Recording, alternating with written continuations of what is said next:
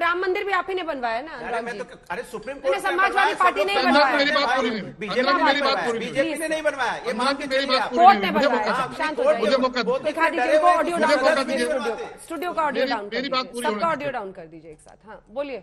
देखिए क्या, जब इनकी पोल खुलती है, इनकी हकीकत सामने आती है, ये वो लोग हैं जो अयोध्या में राम भक्तों पर गोलियां चलवाते थे।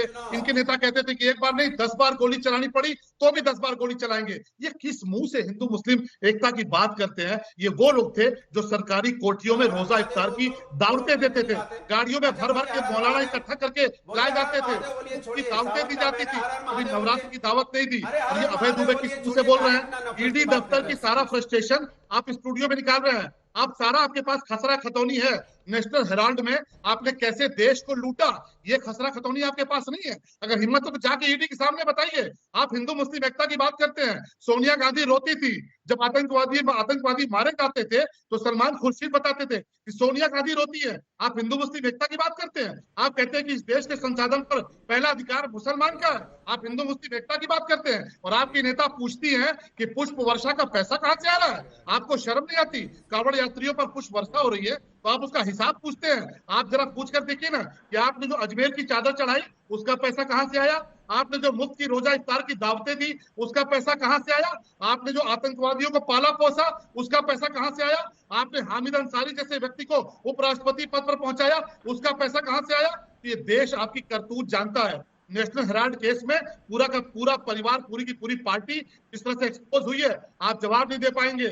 और जो बी पार्टी और ए पार्टी आप बताते हैं ना, ये देश जानता है। आपकी नेता ने सबसे पहले सवाल उठाया, सुप्रिया श्रीनाथ ने सवाल उठाया, सुप्रिया श्रीनाथ को पार्टी से बाहर क्यों नहीं किया गया? सावन मास का अपमान किया गया, कांवड़ियों का अपमान किया गया। आप बी पार्टी बताते हैं कि वैसी भी पार्टी है, तो आपकी नेता कौन सी पार्टी है? आपकी नेता क्या सी पार्टी है? आप सब मिलकर चट्टे बट्टे हैं और आप चट्टों बट्टों ने मिलकर पवित्र श्रावण मास में कांवड़िया को जो अपमान किया, कांवड़ भाइयों का जो अपमान किया है, उसका हश्र ये हुआ है कि आपके नेता को अमेठी से वायनाड भागना पड़ा है। अगली बार इटली में भी पनाह नहीं मिलेगी। दुबे साहब नोट कर लीजिए, अमेठी से भाग के वायनाड गए हैं, अब इटली में भी पनाह नहीं मिलेगी। ठीक है, अब जवाब दीजिए दुबे जी।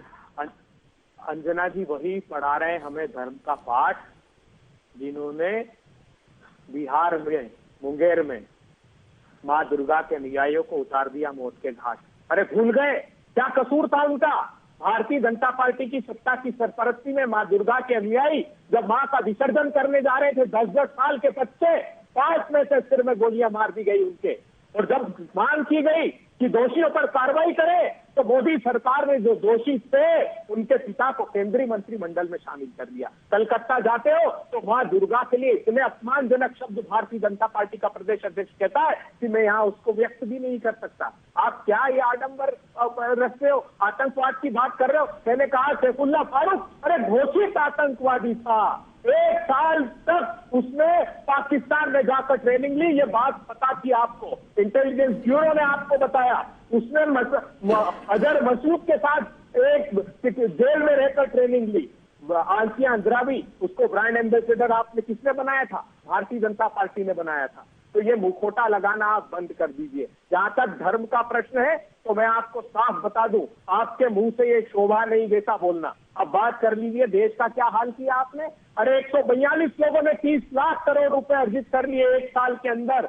और हिंदुस्तान के किसान की जो बरेली की रैली में प्रधानमंत्री ने कहा था कि आमदनी 2 गुनी कर दूंगा, 27 रुपए आमदनी। मणि जी सुनने का साहस रखिए। 27 रुपए आमदनी रह गई और धन्ना सेठ 1002 करोड़ रुपए रोज कमाने लगे। नेशनल हेराल्ड अरे आजादी की लड़ाई का अखबार था जिसने बरतानिया की हुकूमत की नींव हिला दी, वो आपकी नींव भी हिलाकर रहेगा। क्यों प्रतिशोध की आग में जल रहे हैं? हमने साफ कहा, ईडी ने 1 मई 2015। शलभ मणि जी जवाब दे रहे हैं, ठीक है, अब सुनिए दुबे जी जवाब भी तो सुनिए, जवाब ही सुनिए। शलभ मणि जी, अंजना जी फिल्म आई थी गुरु, एक फिल्म गुरु आई थी, आप सबने देखी होगी। अरे सुनिए हो गया सुन लीजिए। अरे बात सुन लीजिए, जवाब अभय जी, अरे जवाब ले लीजिए अभय जी, अंजना जी जवाब ले लीजिए। अभय जी जवाब सुन लीजिए, दिखाइए शलभ मणि जी जवाब ले।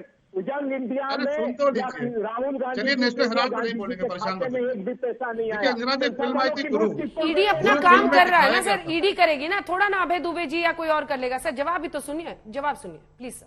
अंजना जी, फिल्म आई थी गुरु फिल्म में बहुत स्पष्ट तौर पे दिखाया गया था कि कैसे रातों रात एक पूंजीपति, एक कारोबारी को करोड़ों का फायदा, अरबों का फायदा पहुंचाने के लिए क्या किया गया। वो फिल्म तो किस बात पे थी आप जानते हैं, रियल इंसिडेंट था। ये कौन लोग हैं जो बताते हैं कि उद्योगपतियों को फायदा पहुंचा दिया ऐसे अरे उद्योगपति जिनकी आप बात करो, कल क्या भूजा बेचते थे क्या ठेले पर? उनको फायदा किसने पहुंचाया? और गांधी परिवार रातों रात अरबपति कैसे हो गया, ये पूरा देश जानता है। नेशनल हेराल्ड में तो आपने पूर्व सैनिकों को लूट लिया, और नहीं नेशनल हेराल्ड के बारे में जानते तो आप उत्तर प्रदेश चले आइए। अमेठी में एक जगह है सम्राट साइकिल कंपनी खोलने के नाम पे वहां के किसान भाइयों की करोड़ों की जमीन ले ली गई, और करोड़ों की जमीन जब्त करके रातों रात कंपनी खोली गई। कंपनी 24 घंटे बाद भाग गई, वो जमीन चली गई गांधी परिवार के नाम पे, ट्रस्ट के नाम पे।